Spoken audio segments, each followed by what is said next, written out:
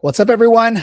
Well, I'm back. I wasn't here last week. Hopefully, the rest of my co-hosts took care of you all in your OCSC news. But I'm back. There's no match to discuss as we had a bye week, maybe a much-needed bye week after the hype and craziness with the match in Santa Ana. But we do have an upcoming USL Cup match to talk about. Plus, obviously, we always talk about other stuff, OCSC and OCSC related. I'm in peak form right now. Let's get this thing started. Welcome to the Show of Champions. This is the Orange and Black Soccer Cast.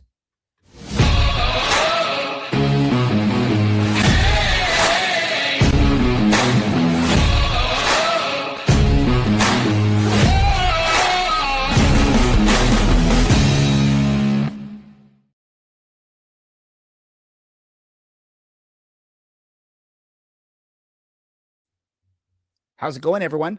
Welcome to another episode of the Orange and Black Soccer Cast, the first and only show dedicated to Orange County Soccer Club, its fans and supporters. I'm your host, Ray Samora. I'm here to take you through this journey as we discuss all things Orange County Soccer Club. Helping me out this episode, we've got Dylan. Dylan, how are we doing? We're doing good. Raymond, happy Pride. And let me just start by saying Samora out. Already. We're already into that. All right. Go ahead, Dylan. Let's just get into our next guest. I mean, I don't have much to talk about after this past week. So, hey, there he is. I'm back. You're back. You guys didn't even notice I was gone. That's okay. My feelings aren't hurt. It seems like they might be a little bit hurt. Larry, what have you been up to? How dare you miss like 3 consecutive weeks? 5 consecutive weeks. I forgot who you were. Consecutive weeks. I'm good. I'm good. Just I had finishing up the high school baseball season. I got a kid finishing up high school. He officially took his last final today, and now I'm back and I'm ready to pay full attention to Orange County Soccer Club from now until when's the championship weekend? November, whatever it is. I'm locked and cocked. Let's go, baby. I don't know what to say to that one. Let's get to our next guest, and then I guess I'll give it back to Ray. It is technically his show. Okay, all right. Matt, how's things? Oh, I'm cocked and locked. Here we go. The 3 of you are going to kill me. I can only imagine how producer Andy feels. I'm doing good, man. Nice little weekend off. Recharge the batteries. Good weekend the previous one, so waiting for the next one that hopefully we get a little bit of revenge and have some fun. I like the idea of recharging batteries. Of course, we're going full tilt into Orange County's back, and also so's the World Cup. It's somehow already been 4 years, 3.5, I guess, technically, but all the same. So how Matt, how are you going to balance your love of the U.S. national team and of Orange County? Oh, sorry to say on an Orange County soccer podcast, but there's no battle or fight between time. If there's any conflict, it's the World Cup on home soil. I'm going to be 12 hours a day watching, for the most part. Might have it on a second screen type of thing, but it will be on all day, every day, especially during the group stage. We have 4 games a day for 2 straight weeks. It doesn't get better than that. That's true. I guess I should not have asked you to incriminate yourself potentially in front of your employer, but all the same, I look forward. My favorite part of the World Cup is just learning how much productivity is lost. Worldwide. I choose to, worldwide. I choose to look at that as a, humanity's coming together and enjoying something, which is it's a nicer way to look at it than productivity lost. Larry, who's number 1 in your heart? Is it Orange County or is it the United States? Matt's kind of asking a hard question for me. Orange County. Orange County. I'm here. This is home right now. Don't get me wrong. I'm going to go to the training session for the U.S. men's national team on Monday. So I am going to go in and enjoy that, and I'm going to enjoy it a lot. It's going to be a lot of fun, I think. But when it comes right down to it, hey, I love my country. I love being an American. I serve my country. However, as a soccer football team, we are incredibly mediocre, and we might have some problems in the group stage, possibly. You guys are shaking your head. Okay, well, we'll see. We'll see. And God, I hope I'm wrong. I'd love to see us, get to, at least the final 8, which I think is highly unlikely. But we could get out of the group stage and lose in the 16 like they typically do. So after that, then it's all about the 3 Lions. Let's go. So strange. But I will take away that, Larry, how long were you in the Army for? 6 years. 6 years. I will say that 6 years in the Army is enough to make Orange County more important in one's heart than the entire nation. And I respect that. Ray, we didn't actually hear from you last week, so just fill us in. How is the U.S. team going to do, and what player are you most excited to watch? Well, oh man, you're going to make me into more of a villain than anyone else here. I don't think USA is going to do that good, actually. That's what I said. I'm actually thinking they won't even make it out of the group stage. They're gonna choke. They're gonna do something Spursy in the World Cup, and they're going to have a difficult time. I'm gonna just let you all know too. It's like I don't follow US in the World Cup. My team for World Cup is Belgium, so those are the matches I will be taking a look at. Those are Belgium. We'll watch the other matches, including US, but Belgium's the team that I go for. What? Yeah, somehow are you Belgian? Even more not Belgian confused than we began. Why? Race more experience. Wonderful. Yeah, well, we obviously didn't play over the weekend, and it doesn't particularly matter. We're still hanging out in second place. So when I thought that Larry was referring to the mediocre team that was Orange County, I was offended for a moment because, there's a handful of teams you can't even see on this graphic because they're not good enough to be there. All the same, Orange County is once again not playing in the league this week, giving everyone else a chance, I suppose. And instead, we'll be heading to Lancaster to play AV Alta. Now, there's a chance that, you could take yes, Raymond. Well, I just want to say one thing, too, when we're looking at the standings is, a couple weeks back when we were looking at it, we had definitely played a lot more matches than most of the teams near us. It has evened out more, and we're still sitting second place. So, all this time where I've been saying, hey, relax, we're good. And people are freaking out. This is now showing right here in the standings. And we've still been in second place the whole time. Really quickly from each of you, would you rather be games in hand or making everybody else try and catch up? Matt? I mean, when you have the points, you always take them, right? I mean, I'd like to think that's the correct answer. Larry, I feel like you're just ready to disagree. Have at it. No, not even kind of. I am all about Tom Hanks and Leonardo DiCaprio.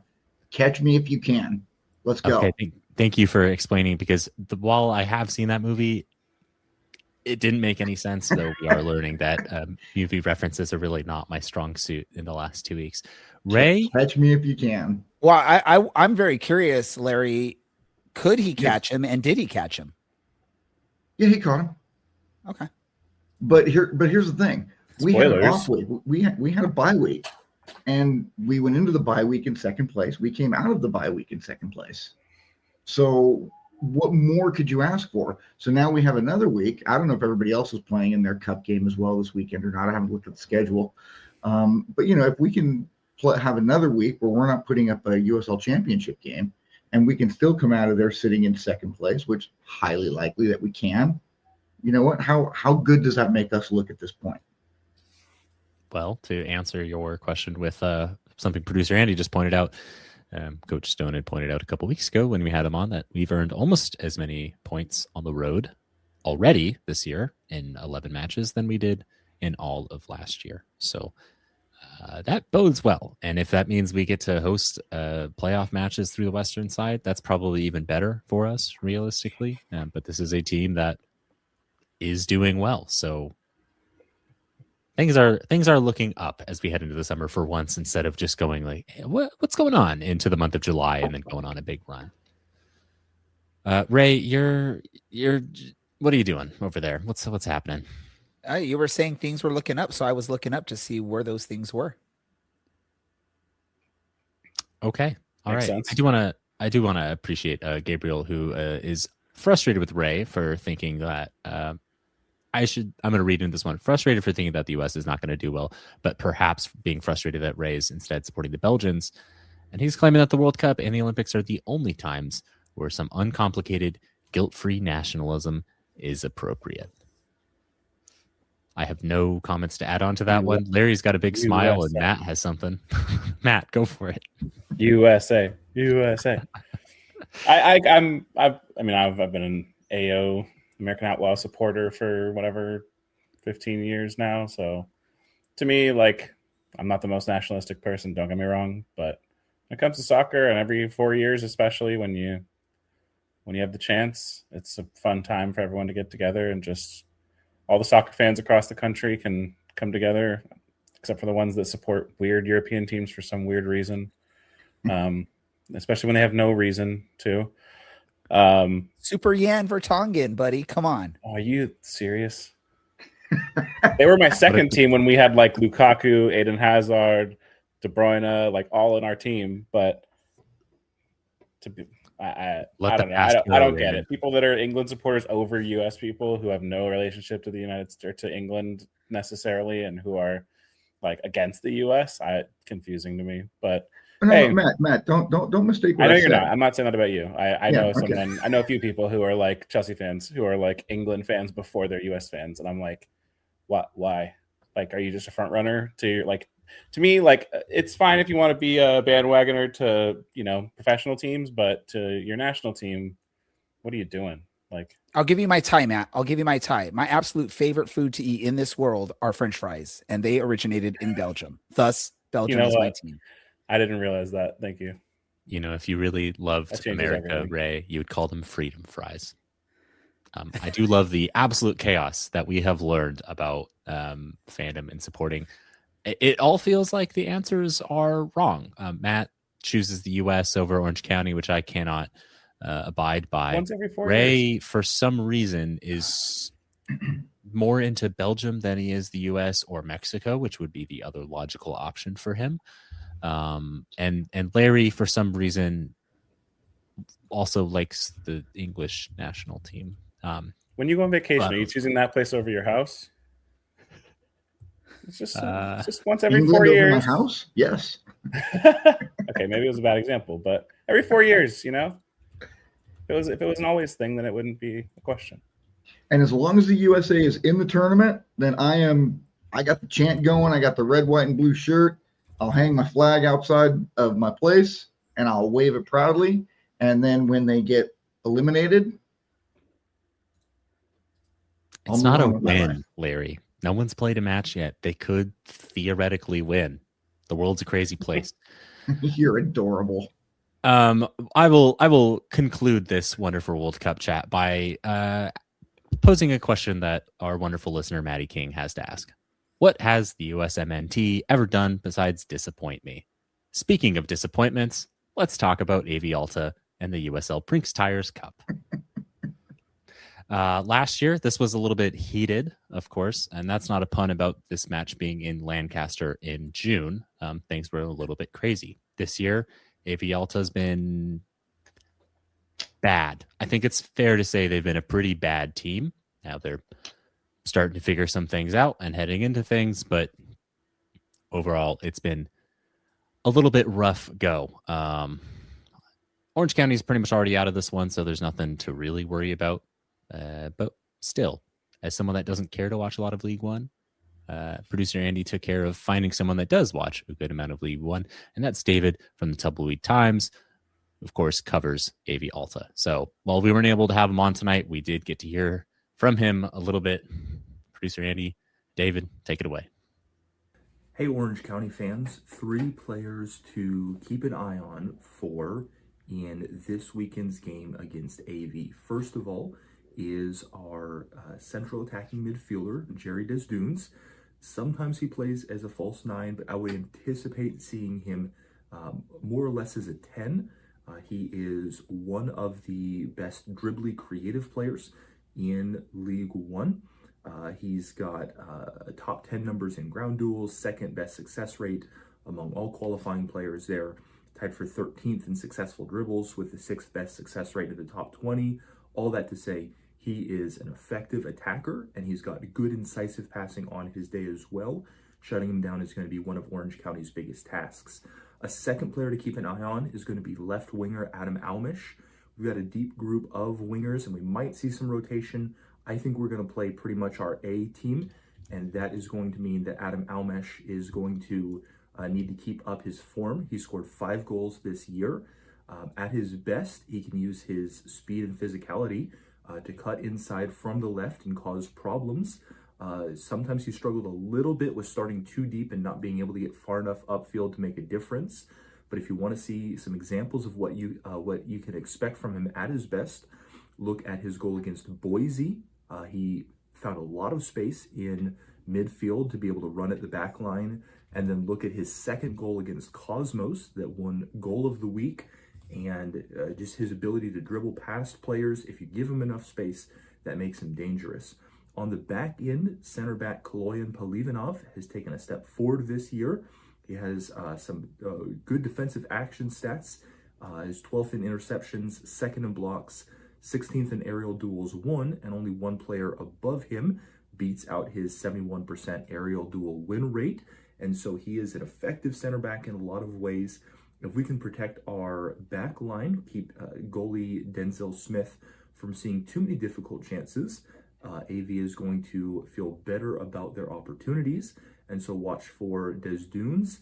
Adam Almish, you might get to see his younger brother Ilias as well, another tricky winger, but Adam Almish and Kaloyan Polivanov, 3 players to keep an eye on in this game. I am not. Ray would probably want me to butcher the French pronunciations or certainly get mad at me. I know he had pointed out, but I appreciate David. We also asked him about AV Alta's strengths and weaknesses. Let's talk about a strength and a weakness of AV. AV is a very comfortable team in possession. We are 3rd in League One, and if anything, that number has dropped just slightly down to 55.5% after playing half of our most recent Fort Wayne game down a man. We are very comfortable moving it around the back line, and with our defensive midfield, kind of our midfield base, it is difficult for teams to press us effectively. Teams have found their opportunities at times. Certainly, we know that going up against a championship side, we got to be ready for y'all's quality.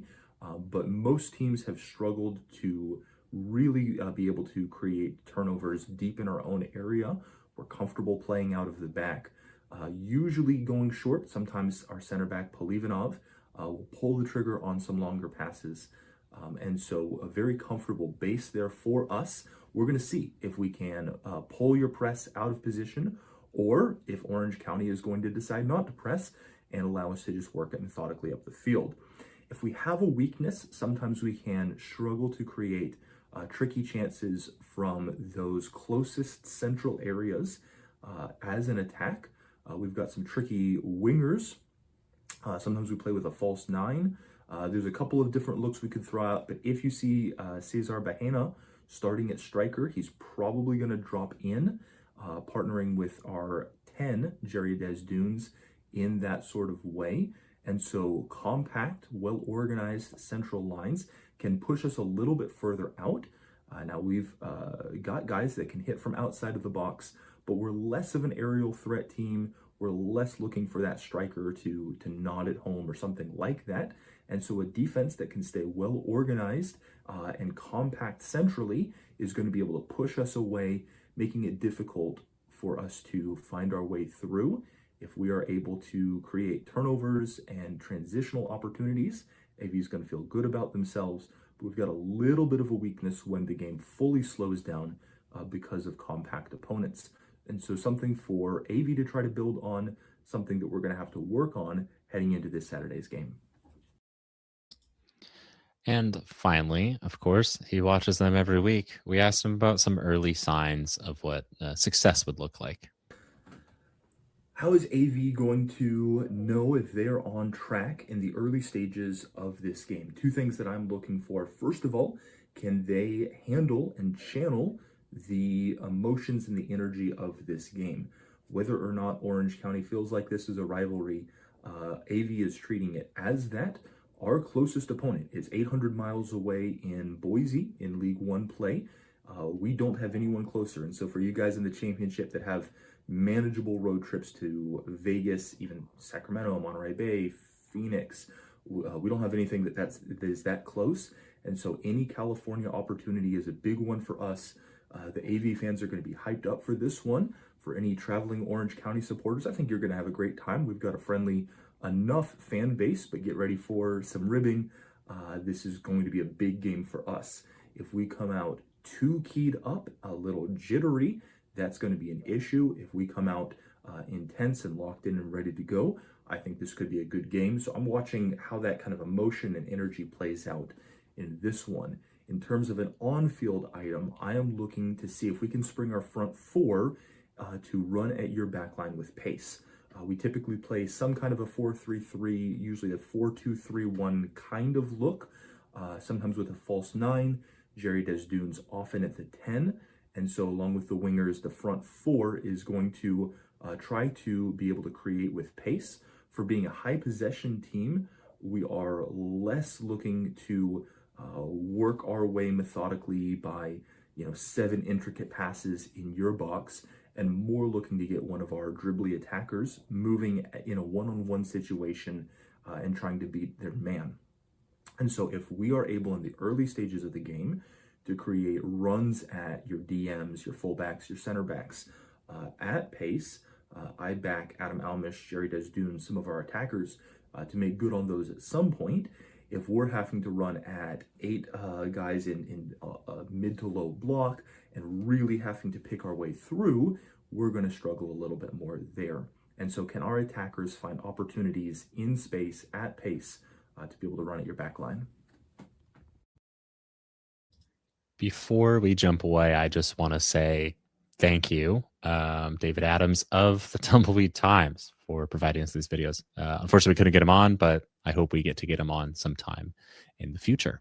Now, I'm going to start by previewing this match for us by saying unequivocally, this is not a rivalry match. But I also understand, if your next closest trip is to Idaho, of all places, I would also be chomping at the bit for any time you got to play a team from Southern California.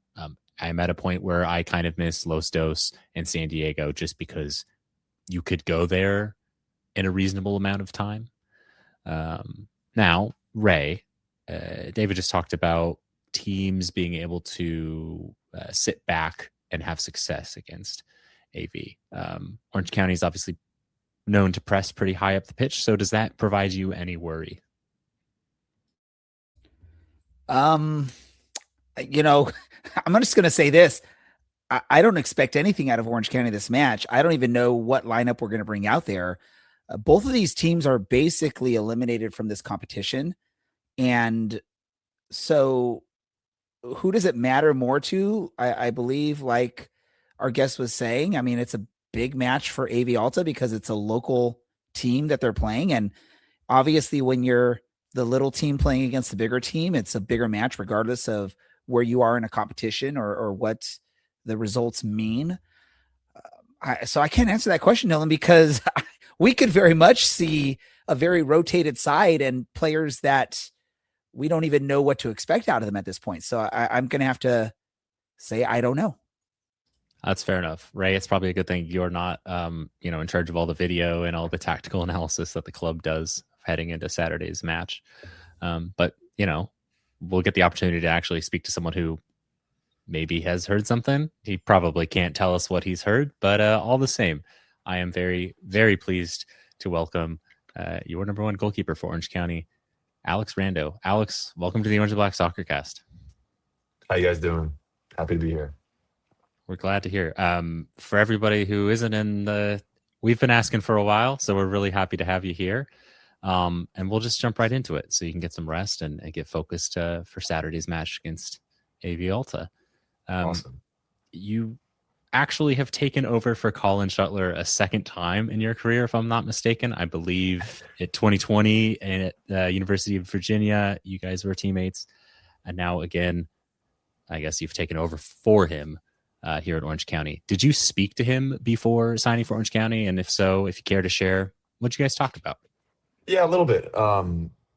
I was actually struggling to find a club a little bit in the off season after I left New York.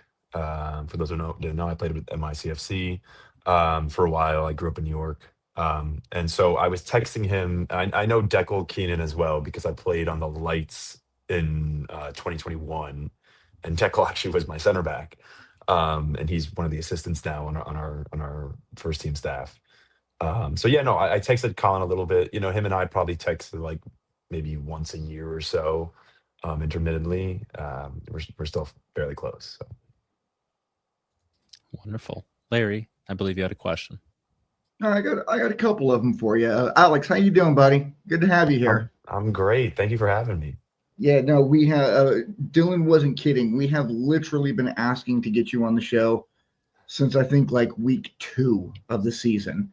So we are very excited to have you here. I got a couple of questions. They're going to come from the right. They're going to come from the left, all over the place. But really, for me personally, the most pressing question is Rainn Wilson. Can you talk about that a little bit? Is it Uncle Rainn? Yeah. What's going on here? No, it's not Uncle Rainn. So my father is a theater director, and he was starting his career off. What is it called? The acting company is what it was called. And so it's like a global theater sort of collective that tours around the country, dating back, I want to say, to the 50s, maybe even earlier than that. And so Rainn and my dad, roughly the same age, they started their careers off together. So before Rainn obviously became Dwight Schrute, he was a stage actor, and actually still to this day is very much a 72. Yeah, thank you.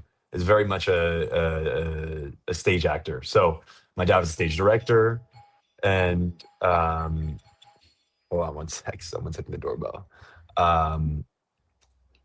Basically, they started their careers off together. And long story short, so they were very, very good, like family friends. And then, we've stayed in touch for years. When I was on the Lights, we kind of circled back a little bit because I'm on the West Coast and he's obviously based on the West Coast. But very much a good like family friend. Always been supportive behind the scenes. Not like wouldn't call him like uncle, but funny guy, cool dude. Yeah. He's absolutely amazing, and I don't fanboy over pretty much anything. But if I had known he was at the game that night, I would have gone. I'm sure you've seen me down the sidelines. I would have gone up into the stands, and I would have introduced myself, and I would have fanboyed just a little bit because I'm a huge fan of The Office and a huge fan of Rainn Wilson. Let's turn a corner a little bit here. You have 26 saves on the season. You have 5 clean sheets. Top of the charts. For league leaders across the board. I remember you when you played for Las Vegas Lights, and I remember watching and thinking, man, this kid's pretty good. You had a tough season because it wasn't a particularly good team. Mm-hmm. What have you attributed this year's success to? What is it that has helped you turn the corner? I feel like a couple things. I think the first thing is I've never really had an opportunity to showcase myself on a good team, like you said. I didn't make any MLS minutes when I was at New York, and in all honesty, like the second team it's a second team. It's not designed to win games, not designed to go and win trophies. So I always felt like I never had a solid opportunity. On top of that, like I think we have a very good squad. So that sort of confidence of being behind a great back line, great 6, great midfield, great front line. That helps me. And also, the last big reason, I guess, is, our training ethic. I think a lot of us work very hard, myself included. We dissect clips, we go through tape, whatever it is for upcoming opponents, previous games. I think numbers wise, I actually should have more clean sheets, but I've screwed up a few times, like stupidly. So I'm kicking myself a little bit at that. But like I said, I'm happy to be in the lead. In all honesty, I don't check that often just because I don't like to jinx any of that stuff. But I think it's all a work ethic thing. Don't worry about checking that. We will continually check that, and come way towards the end of the season, we will remind you of where you are at that point. At what point you're a young man still, 23, 24? 25 now. 25. I knew I was right in there somewhere. At what point did you realize, you know what, soccer, this is what I want to do? How old were you when you realized, you know what, I think I can play professionally. I think I can make a living doing this. I was 7. At Um, 7. yeah, it was very early on. I always wanted to do it, and I never really lost sight of the dream. To kind of like segue off that question, when I knew it could be a reality was really in 2019.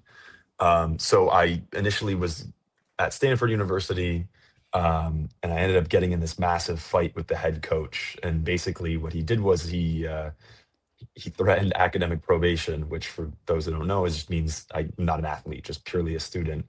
And I remember, I was a student for just 2 weeks, not an athlete anymore, and I couldn't touch the field, couldn't go to the gym, couldn't do anything. They literally they revoke your ID.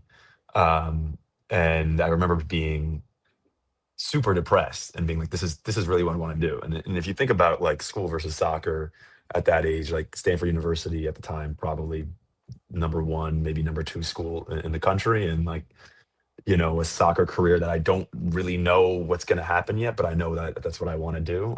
So I would say, to answer your question, 7 is when really had my dream of being a professional player. And then in 2019, when I was about 18 years old, I realized, okay, hey, like I can do this. This is really what I want to do.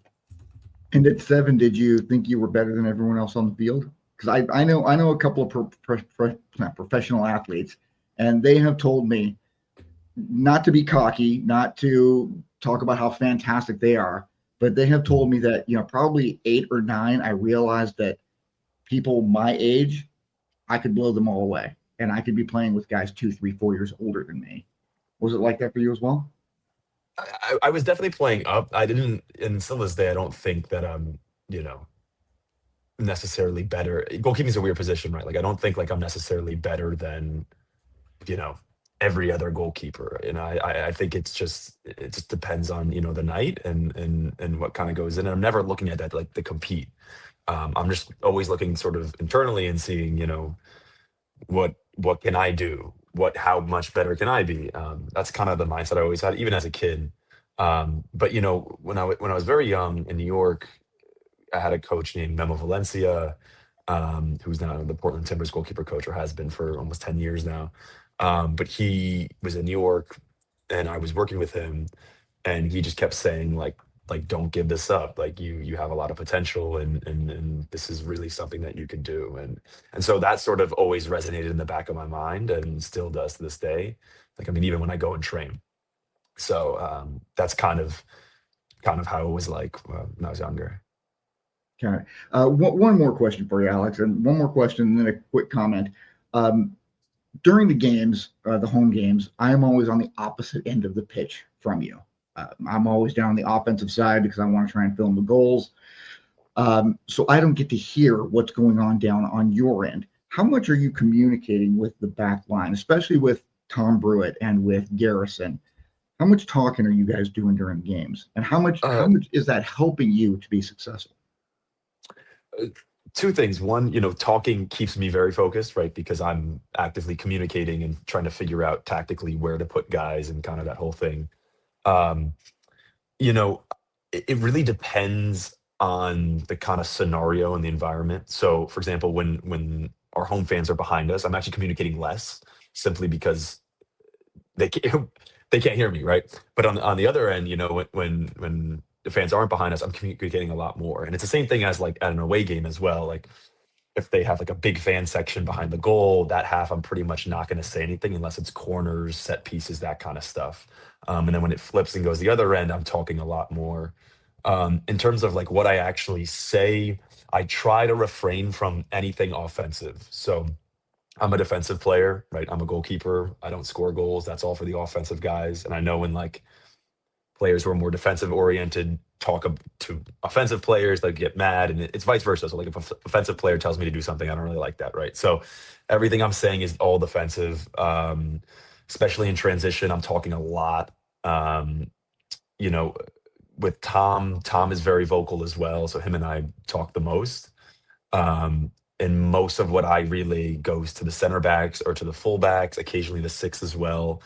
And like I said, in transition. So if we have an offensive corner, we typically have our, one of our outside backs and a midfielder drop in. And so I'm constantly communicating on what to do if another team counters with them. So that's kind of what, you know, what I'm saying and what I'm talking about. Gotcha. Okay. Just one other comment, and then I'm going to turn it over to Matt. Matt's got a couple of questions for you. Keep doing exactly what you're doing because we're loving it. And if you keep playing like this, we are going to have a very deep run in the playoffs. It's huge. So thank you for that. And my wife says you have absolutely fantastic hair.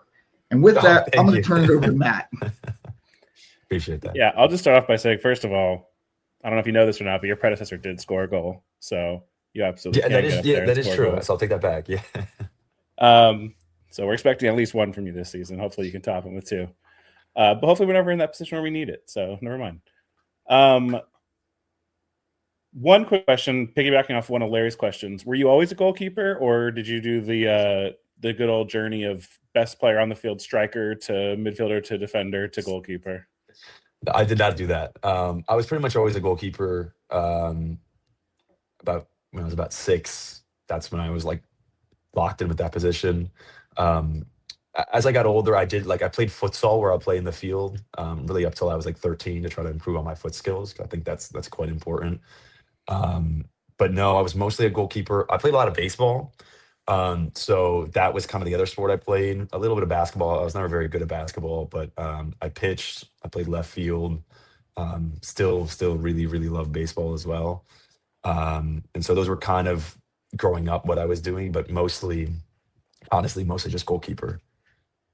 Cool.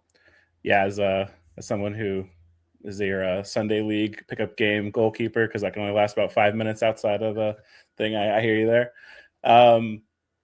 My other question is something that's I've always loved to talk to goalkeepers about over the last 10 years. We've obviously seen the emphasis on playing with your feet. What outside of the obvious, just a little more practice with the feet.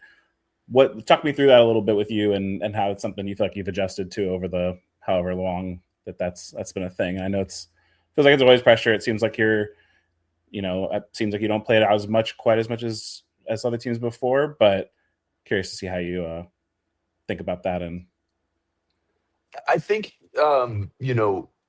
overall building out of the back, that's something that I've done pretty much my whole life. So if you watch like how NYCFC plays, it's not identical to Man City because they just don't have the quality, but it's very much within the City Football Group philosophy to build out from the back. So I joined the academy when I was 13, and I don't think I hit a long goal kick probably till I was like 17 or 18. Like everything was all short, everything was fine to 6, bounce down to the 6, or like, maybe if a midfielder drops down, the 9's open, so then I would clip a ball. But definitely very much used to building out of the back.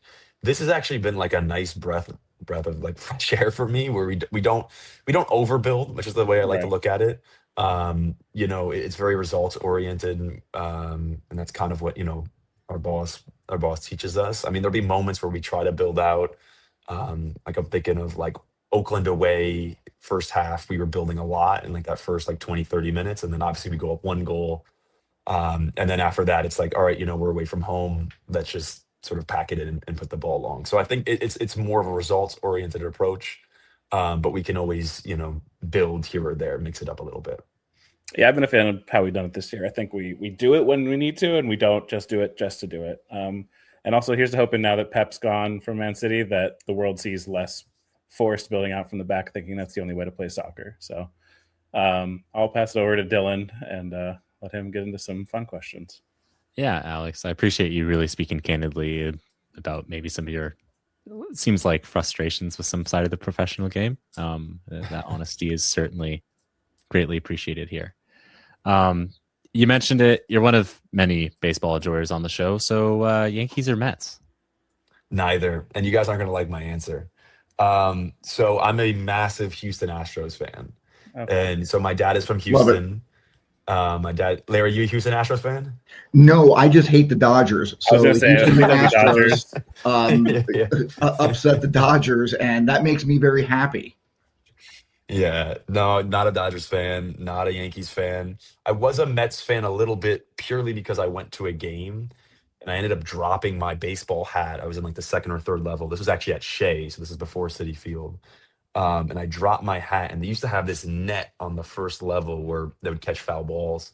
So it landed on that, and they're like, "You got to wait till the end of the game to go get it." And I ended up going down, and David Wright had just come back from, I think it was, a wrist injury, but he's doing batting practice after the game. So I actually met David Wright and got a photo with him and got to talk to him a little bit. So it's always, if I was going to pick a New York-based team, I would pick the Mets. But yeah, I'm an Astros fan through and through. I mean, me and my dad, we watch the games all the time. I'm going to try to go to, actually, I think they're playing the Angels June 10th. June 9th or 8th. It's maybe a 3-game series, but I'm gonna try to go to that here. Yeah. So probably not what you're expecting, but At least you get to see him win, so that's nice. I'm sorry to interrupt here, but Alex, I just want to let you know I'm probably the only person on this panel right now, besides you, who knows who David Wright is. Really? All right. Thanks, Larry. That was not helpful. We're going to Dude. Butterfest out after this. Dude, Larry, I play MLB The Show, and up until this year, I've seen David Wright all over that game. I know exactly what it is, and I did watch him play. I'm old enough to know too, Larry. So Okay. Hey, Alex. I do. That was truly out of left field to have the sports correct cliche there. Back to soccer-ish. What would be your dream job outside of being a goalkeeper? I love cars. I really like cars. I'd love to be a NASCAR driver. I've always loved NASCAR growing up. If I were going to do something like outside of, I guess, the sports world, I'd probably want to be like a pilot, something like that. So, okay, all right, I'll take it. That is pretty rad. Because you've mentioned cars, I can't help but think back to when we talked to your right back, Grayson Duty, a few weeks ago. He loves the movie. So what's your favorite movie? Star Wars Revenge of the Sith. I really appreciate the specificity and also the fact that you named the best Star Wars film by a considerable distance, no less. I've got a listener question. Joe Figueroa would like to know, what's the best place that you've been in Orange County? Oh, food-wise, I should say. Food-wise, okay.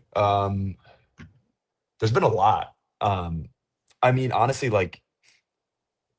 in SoCal, you guys got such good Mexican food.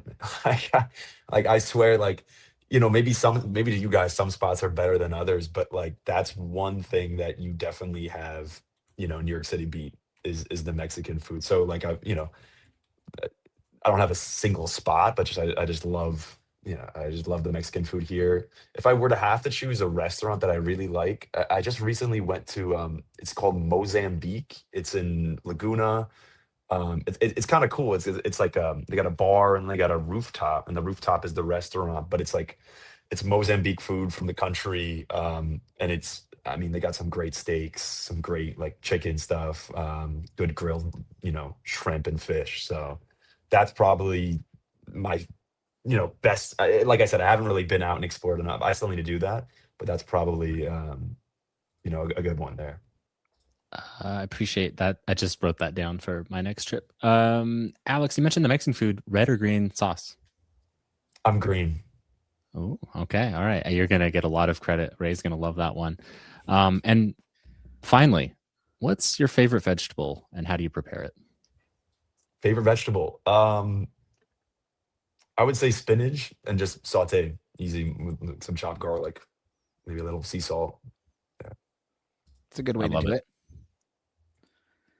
I'll jump on really quick with just one last question, and then my always what I do to every player for the first time on the show is a quick response, this or that. The question I want to ask before that comes from the listeners, though, and it was, what was your perception of OCSC earlier in your career in the USL, and has it changed, or how has it changed joining the club? Because I played in 2021, I played with the Lights. I played you guys 4 times because that was before I went to conference play, it was in divisions. And you won it that year, right? So you guys were always really good. In the back of my mind, I always knew that it was a really good club environment. I won a national championship actually in the Irvine Stadium in 2019 with NYCFC and their academy. That's where they used to do the the national championship playoffs before it moved to MLS Next. So I was familiar with Irvine. So I was familiar with, how great the field is, how great the stadium is. Um, the other thing too is like, Orange County's got an unbelievable track record of pushing players on. And like you look at Milan Lasky, obviously look at Pedro, like he's about to leave, So like, pushing guys overseas, but also pushing guys back into the league. And, those are like some aspirations that I have as well. And, that's to come to a club like this, that's, a winning club and looking to push players on. I always had a great perception of Orange County, to be completely honest with you. And yeah, so that's pretty much it. Awesome to hear. Last thing we're going to do, I have 10 quick response. First answer, this or that. I will say Dylan did steal one of my questions, so I had to quickly replace it with another. So hopefully this works. Are you ready, Alex? First response, first thing that comes to your mind. All right, question number 1. A folded dollar slice of New York pizza or a classic NY bagel with lox and shamir? Pizza. All right. Navigating the subway or hailing a yellow cab? Subway. Watching the ball drop in Times Square or ice skating at Rockefeller Center? Can I say neither? You can say neither if you want. That's fine. Neither. Exploring Brooklyn or the neighborhoods of Queens? Oh, man, that's hard. I would say Brooklyn. Yeah, Brooklyn. Queens got some cool places still too, though. Massive big budget Broadway musical or off Broadway play? I like plays. Yeah, off Broadway play. Awesome. Madison Square Garden or Yankee Stadium? Yankee Stadium. All right. New York Giants or New York Jets? Texans, but I'll say the Jets for this one. Let's see. Knicks or Nets? Knicks. Rangers or Islanders? Not a big hockey guy, to be honest with you. I don't know. That's one thing I need to get into. That's all good. NYCFC or Red Bulls? NYCFC. All right. And the last one, this is a bonus one. Skyscraper or Gnarly? I'm going to say Gnarly. Yeah. You say Gnarly. Yeah. If you didn't know, for anyone that didn't know, Skyscraper is the mascot over at NYCFC. And I will share honestly, briefly. I forgot when you said that initially. Is it a building? Really new. Like they released it this year, I think. Like, so it's like it's a pigeon, which is good. They're embracing New York culture, but no, definitely Gnarly. And Skyscraper has a whole backstory too, and we will talk about that briefly in my random thoughts. Alex, we want to thank you so much for taking time to join us for this episode. And do you have a last message for the fans that maybe are making the trip out to AV Alta match? Yeah, you guys come out. I'm gonna come say hi. Really, really excited to be here at Orange County. Let's go win a USL championship. Awesome. Well, thank you, Alex, for taking time to join us. Everyone, goalkeeper for your Orange County Soccer Club, Alex Rando. Thanks for having me. Thank you so much. And I'll hand the controls back to you, Dylan. I love it. That was great. I think we need to talk about Skyscraper, not to completely derail from Alex Rando and the fact that he was probably like the most honest answers we've ever gotten. I would love to know if he's actually a Rockets fan, but what is this pigeon thing is Ray, what's happening here? He's a straight up pigeon. I guess it's unknown the date of his birth, but his hometown is the Bronx. And he actually grew up in a diehard family of baseball fans. But when NYCFC came to town, he fell in love with soccer instead and is now considered the black sheep of the family. This is all from the NYCFC website, by the way. He's a true New Yorker who isn't easily fazed, loves bacon, egg, and cheese, and is super passionate about NYCFC. So there, we've learned about Skyscraper, and there's what he looks like right there. And he even, yeah, there you go. Perhaps the most confusing part to me is that it's not one word as Skyscraper actually is. It's two separate words Scraper is probably his last name. It's modern homonym. Yeah. Scraper is the last name, which might be the strangest last name one could possibly have. Yes, indeed. We should probably actually spend a couple minutes before this show completely goes off the rails and talk a little bit more about this AV Alta match. Larry, what are your thoughts heading into this one? And will you be there on Saturday? I will not be there on Saturday. What are my thoughts on this? Excuse me, lost my voice there for a second. My hope is that we see a bunch of players wearing orange or black who we have no idea who the hell they are. I do not want to see any of our top tier players, a Tom Brewitt, a Grayson Duty, Nico Benalcazar, Alex Rando. I do not want to see any of these guys go up there and get injured and have us lose them for the season.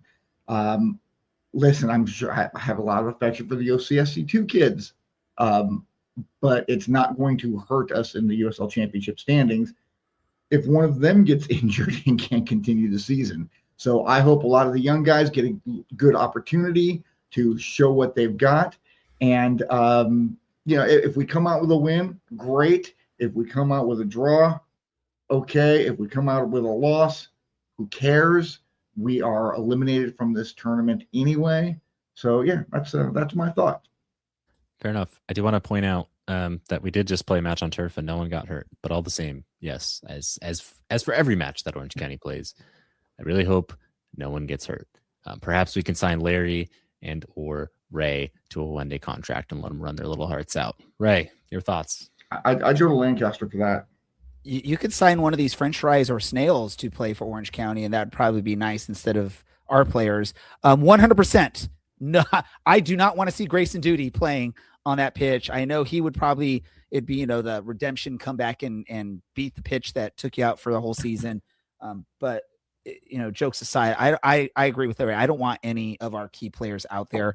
This match means absolute nothing to Orange County results wise, or even just sort of in general. Like if we're playing a team like Phoenix and we're in this point where we're eliminated, you still sort of have some pride to go against Phoenix. They're a rival in the league and stuff like that. I mean, give AV Alta and their fans a fun night. Give our traveling fans a night to watch some of the future potential players of this club. That'd be really cool to see. And I would definitely like that. And if you like the show, like I would like that scenario, make sure you give the show a like on social media, thumbs up, likes, hearts, whatever it is. Follow us on all those platforms that we're on, and share or repost or retweet or whatever the words are for the different platforms. Do that as well. I love that. Matt, do you have any final thoughts about this match as we head into the most meaningless match of the most meaningless cup competition? Yeah, I mean, I agree with everything that's been said so far. Just play the kids, give them a show, have fun. It all depends on who we play and stuff like that, how this game turns out. I will say, responding a little bit to the videos we watched earlier, it is always good when you play a team that's a little lower down in a division lower and they play from the back. That bodes well typically for the bigger, better team.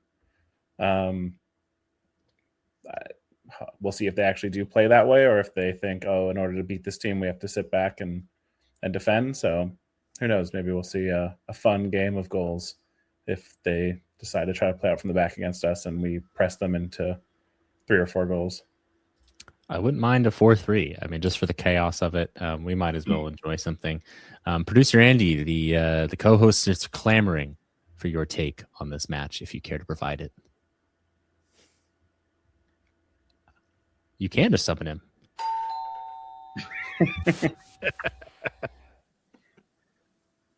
Alas, I do think producer Andy has pulled a Brad and is currently muted, so it's mixed results, but that's embarrassing. That's weird. I wonder why it muted me. Anyway, what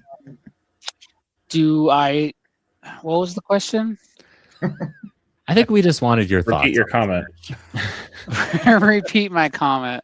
I hope we win, and I hope we win by a lot. Can we say this? Producer Andy was there last season, so he sort of experienced the atmosphere in that match. So I would assume because none of us were there last year, Producer Andy was there. He's part of this is probably you want to sort of get a little revenge off of what happened last year, right? No, it's not revenge.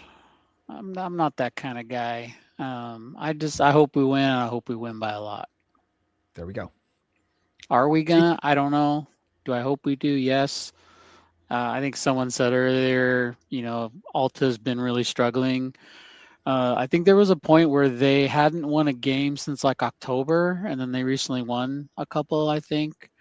They had a lot of draws and a lot of losses. You know, some of their fans are great. We met some cool dudes when we went, and ladies. We met some cool folks when we went up there. Everything was cool.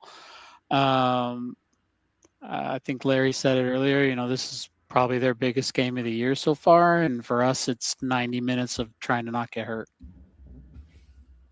Such as every AV Alta match, whether it's from the turf or another player or someone's fists. Let's do some quick score predictions on this match before we call it. Larry, you look disengaged. So what's the score? I don't know, man. 3-1 OC.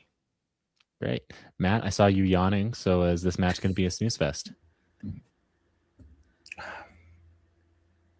It's so hard to call because if we just play a team of kids, then I could see us actually losing. But I'm going to go 4-1 OC. Okay. I know producer Andy loves that one. And Raymond, last but not least, what's Saturday's scoreline going to be? 8-3 OC.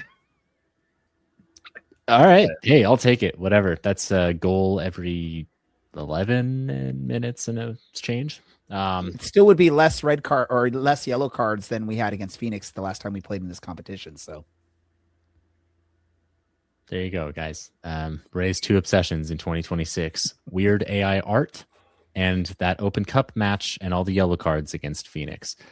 This is perhaps everyone's favorite time of the show, except for producer Andy. It's time for random thoughts. Ray, we'll go to you first because I know you actually had something you wanted to share. Well, my main random thought was going to be educating you all about Skyscraper, but since we already handled that, I do want to say this. And this is for all of the AC Boise fans that maybe listen to our show or are in the league. There's no Z or Z sound in the city of Boise. It's an S sound. Get it right. Is it Nevada or Nevada? I don't know. We don't have Brad here to correct us on that, so I'm not going to go there. Wonderful. Matt, since you were quick-witted there, do you have a random thought this week? Myles Garrett, baby. Let's go Rams.